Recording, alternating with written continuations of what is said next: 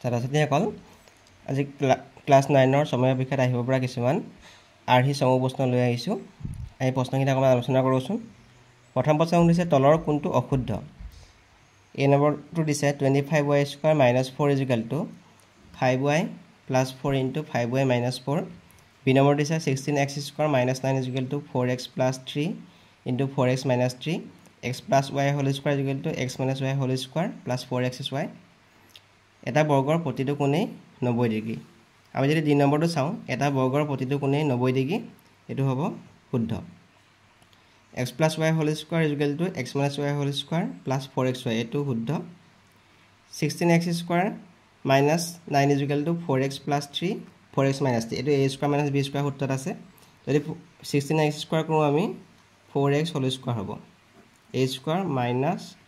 b² a² - b² = a + b * a - b তাৰমানে 4x + 3 * 4x - 3 এটো শুদ্ধ এটা কৈছে কোনটো অশুদ্ধ আমি যদি 25y² - 4 চাওঁ 25y² মানে 5y² হ'ব আৰু -4 মানে হ'ব 2² হ'ব কিন্তু ইয়াত এটো a² - b² সূত্ৰত পৰিব ইয়াত থাকিব কি 5y + 2 আৰু 5y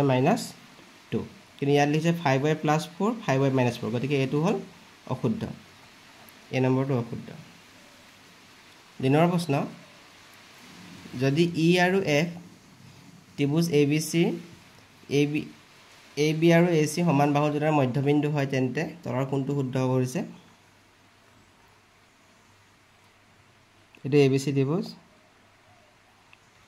তাৰ E আৰু F এই বাহু দুটাৰ মধ্যবিন্দু গতিকে এই বাহু দুটাৰ মধ্যবিন্দু সংযোগী ৰেখাডাল EF ডাল BC ৰ আধা হ'ব EF = half of BC দুই বাহুৰ মধ্যবিন্দু সংযোগী ৰেখাডাল তৃতীয় বাহুৰ সমান্তৰাল হ'ব আৰু তৃতীয় বাহুৰ আধা হ'ব গতিকে আমি যদি 2EF কওঁ সমান BC তাৰমানে BC = 2EF BC ডাল 2EF ৰ দুগুণ হ'ব গতিকে শুদ্ধ উত্তৰটো হ'ব D2 BC = 2EF ইয়াৰ শুদ্ধ উত্তৰটো প্ৰথমটো শুদ্ধ উত্তৰটো A হ'ব 3 নম্বৰ প্ৰশ্ন যদি a > 0 n > 0 m আৰু n দুটা অখণ্ড সংখ্যা হয় আৰু সিহঁতৰ একৰ বাহিৰে কোনো সাধাৰণ উৎপাদক নাই তেন্তে এই ৰাশিটোৰ মান কিমান হ'ব সুধিছে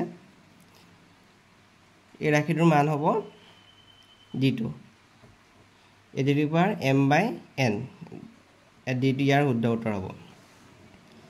4 নম্বৰ প্ৰশ্ন x^11 - 5ক x + 1 ৰে ভাগ কৰিলে ভাগ 1 হ'ব আমি যদি ইয়াত x + 1 = 0 ধৰি লওঁ তাৰমানে x ৰ মানটো হ'ব -1 আমি যদি -1 বহাই দিওঁ x^11 - 5 ইয়াত যদি x ৰ মানটো -1^11 হয় -1^11 হ'লে -1 হ'ব যদি এই ঘাতটো অযুগ্ম সংখ্যা থাকে তেতিয়া আনসাৰটো মাইনাছত থাকিব যদি যুগ্ম সংখ্যা হয় তেতিয়া মাইনাসটো প্লাস হৈ যাব -1 - 5 =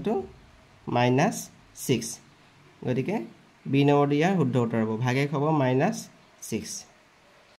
5 নম্বৰ প্ৰশ্ন ax + by + c = 0 য'ত abc হ'ল বাস্তৱ সংখ্যা আৰ্হিটো এটা দুটা চলক বিশিষ্ট ৰৈখিক সমীকৰণ হ'ব যদিহে এটো কেতিয়া এটা দুটা চলক বিশিষ্ট ৰৈখিক সমীকৰণ হ'ব সুধিছে যদি a = 0 c = 0 a ≠ 0 c ≠ 0 a ≠ 0 b ≠ 0 a = 0 আৰু a ≠ 0 আৰু c = 0 এটো দুটা চলক বিশিষ্ট ৰৈখিক সমীকৰণ হ'ব যদিহে a ≠ 0 আৰু b ≠ 0 a আৰু b যদি দুটা শূন্য নহয় তেতিয়াহ'লে এটো এটা দুটা চলক বিশিষ্ট ৰৈখিক সমীকৰণ হ'ব c নম্বৰটো ইয়াৰ শুদ্ধ উত্তৰ তলৰ কোনটো শুদ্ধ দুটা চলক বিশিষ্ট দুটা ৰৈখিক সমীকৰণ লেখে সদায় এটা বিন্দুত কটাকটি কৰে দুটা চলক বিশিষ্ট দুটা ৰৈখিক সমীকৰণ লেখ সদায় দুটা বিন্দু ছেদ কৰে দুটা চলক বিশিষ্ট দুটা ৰৈখিক সমীকৰণ লেখে এটা বিন্দুত কটাকটি কৰিব পাৰে দুটা চলক বিশিষ্ট দুটা ৰৈখিক সমীকৰণ লেখ কেতিয়াও কটাকটি নকৰে ইয়াত c নম্বৰটো শুদ্ধ হ'ব দুটা চলক বিশিষ্ট দুটা ৰৈখিক সমীকৰণৰ লেখে এটা বিন্দুত কটাকটি কৰিব পাৰে এতিয়া c নম্বৰটো ইয়াৰ শুদ্ধ উত্তৰ 7 নম্বৰ প্ৰশ্ন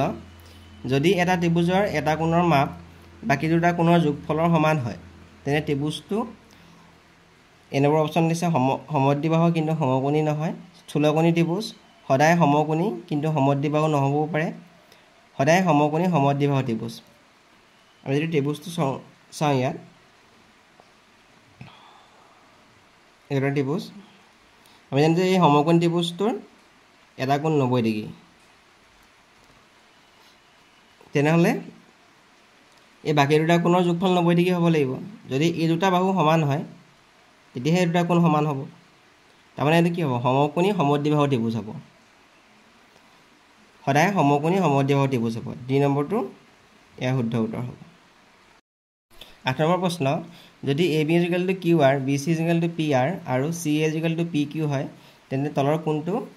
সৰ্বসম্ভৱ হ'ব সুধিছে আমি লিখি ললো ABC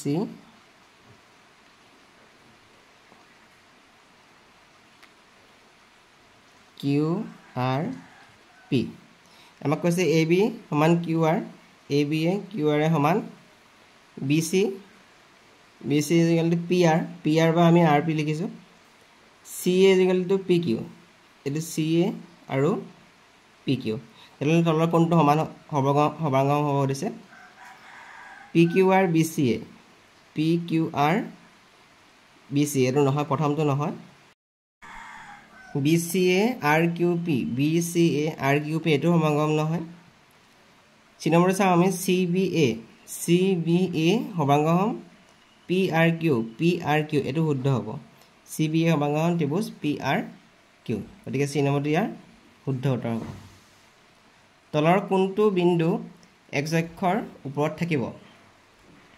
আমি জানো যে x অক্ষৰ ওপৰত থকা বিন্দুৰ y স্থানাংক 0 হ'ব তাৰ কোটি 0 হ'ব গতিকে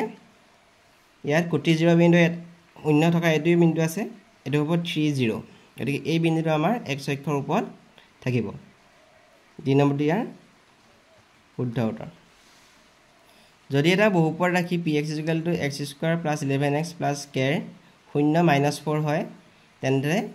k এর মান হ'ব আমি px টো আমি 0 বুলি ধৰি লম এটা আছে px দিয়া আছে x² + 11x + k = 0 তেমে x এর মান -4 বহাই দিম -4 whole square plus 11 into 4 plus k is equal to 0 16 minus 44 plus k is equal to 0 এটি কইলে আমি k এর মান পাম 28 k এর মান পাম আমি 28 c টু ইয়ার শুদ্ধ উত্তৰ